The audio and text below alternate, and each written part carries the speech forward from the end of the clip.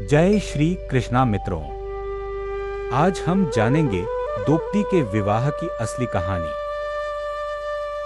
महाभारत की विशाल कथा में अनेक प्रसंग ऐसे हैं जो चकित कर देते हैं। इनमें से एक है द्रौपदी का पांचों पांडवों से विवाह। क्या यह केवल एक संयोग था या फिर भाग्य का खेल? इसके पीछे क्या कारण था कि एक ही स्त्री 5 वीरों की पत्नी बनी? इस प्रश्न का उत्तर केवल घटनाओं में ही नहीं बल्कि नीति के गूढ़ रहस्यों में भी छिपा है। तो आइए मित्रों, जानते हैं प्रारंभ से। द्रौपदी का जन्म यज्ञ की अग्नि से निकली कन्या। राजा द्रुपद पंचाल के महाराज द्रोणाचार्य से अपमानित हो चुके थे। अपने अपमान का बदला लेने के लिए उन्होंने एक विशेष यज्ञ करवाया, पुत्रकामेष्टि यज्ञ। इस यज्ञ से 2 अद्भुत संतानें उत्पन्न हुईं। एक धृष्टद्युम्न जो द्रोणाचार्य के वध के लिए पैदा हुए, तो द्रौपदी जिनका सौंदर्य अनुपम था, जिन्हें पांचाली, यज्ञसेनी और कृष्णा भी कहा गया। द्रौपदी के जन्म से ही यह माना जाने लगा कि वह किसी महान उद्देश्य के लिए इस पृथ्वी पर आई हैं। कई ऋषि मुनियों ने संकेत दिए कि वह धर्म की स्थापना में महत्वपूर्ण भूमिका निभाएंगी। स्वयंवर की घोषणा, दुनिया के वीरों को आमंत्रण। जब द्रौपदी यौवन में पहुंची तो राजा द्रुपद ने उनका स्वयंवर रचाने का निश्चय किया। शर्त असाधारण थी। एक विशाल धनुष को उठाकर एक घूमती हुई मछली की आंख को केवल जल में उसकी परछाई देखकर भेदना होगा। यह कार्य इतना कठिन था कि केवल सर्वश्रेष्ठ योद्धा ही इसे कर सकते थे। राजा द्रुपद ने संदेश भेजा, पृथ्वी के समस्त राजकुमार, वीर और महारथी आए और जो इस परीक्षा में सफल होगा वही द्रौपदी का वर बनेगा। स्वयंवर के दिन पंचाल के विशाल प्रांगण में राजा, राजकुमार, महारथी और ऋषि मुनि एकत्र हुए। सभा में कर्ण, शल्य, जरासंध, शकुनी, दुर्योधन, भीम, अर्जुन सहित अनेकों महाबली उपस्थित थे। पांडव उस समय वनवास में थे और ब्राह्मण के वेश में सभा में पहुंचे। द्रौपदी के प्रवेश पर सभा में एक क्षण के लिए मौन छा गया। उनके सौंदर्य, तेज और शील को देखकर सभी मंत्रमुग्ध हो गए। सबसे पहले महारथी कर्ण ने धनुष उठाने की इच्छा प्रकट की। कर्ण जब मंच पर पहुंचे तो द्रौपदी ने बिना किसी असभ्यता के दृढ़ स्वर में कहा, मैं एक क्षत्राणी हूँ और केवल क्षत्रिय कुल में ही विवाह करूंगी। कर्ण यद्यपि वीर और महान धनुर्धर थे, लेकिन उस समय वे सूतपुत्र के रूप में जाने जाते थे।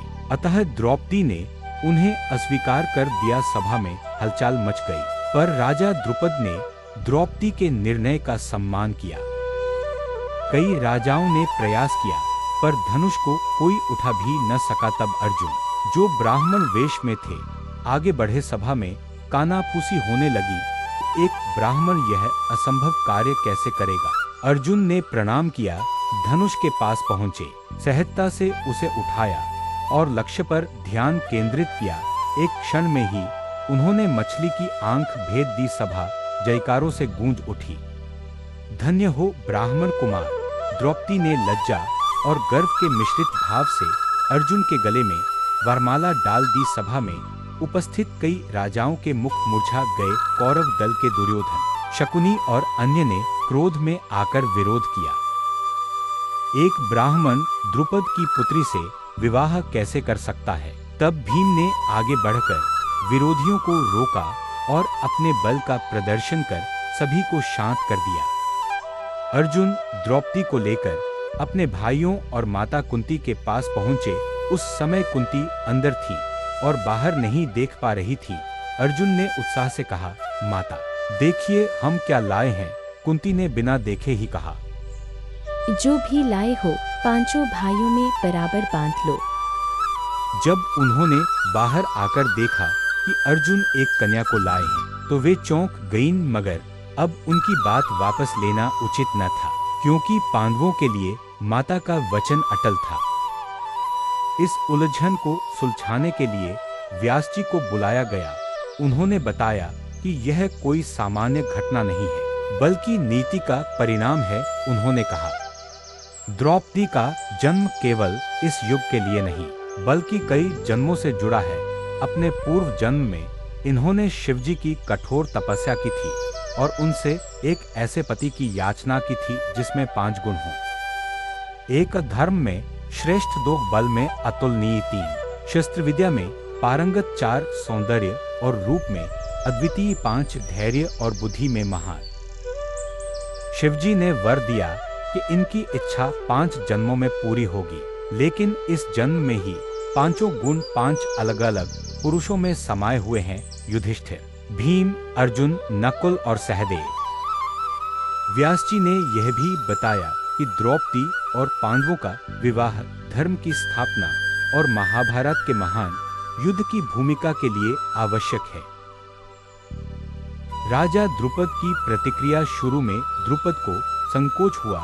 एक कन्या का 5 पुरुषों से विवाह करना समाज में असामान्य था, पर जब व्यास जी ने नीति का रहस्य और धर्म की मर्यादा समझाई तो उन्होंने सहमति दे दी। विवाह समारोह पंचाल नगरी में भव्य विवाह हुआ। द्रौपदी ने 5 पांडवों को पति के रूप में स्वीकार किया और पांडवों ने प्रतिज्ञा की कि वे धर्म, न्याय और एकता के साथ जीवन बिताएंगे। एक विशेष नियम बना।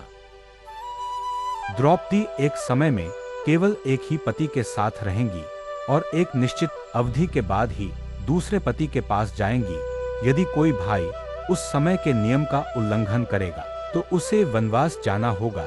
यह नियम उनके पारिवारिक जीवन में संतुलन और सम्मान बनाए रखने के लिए था।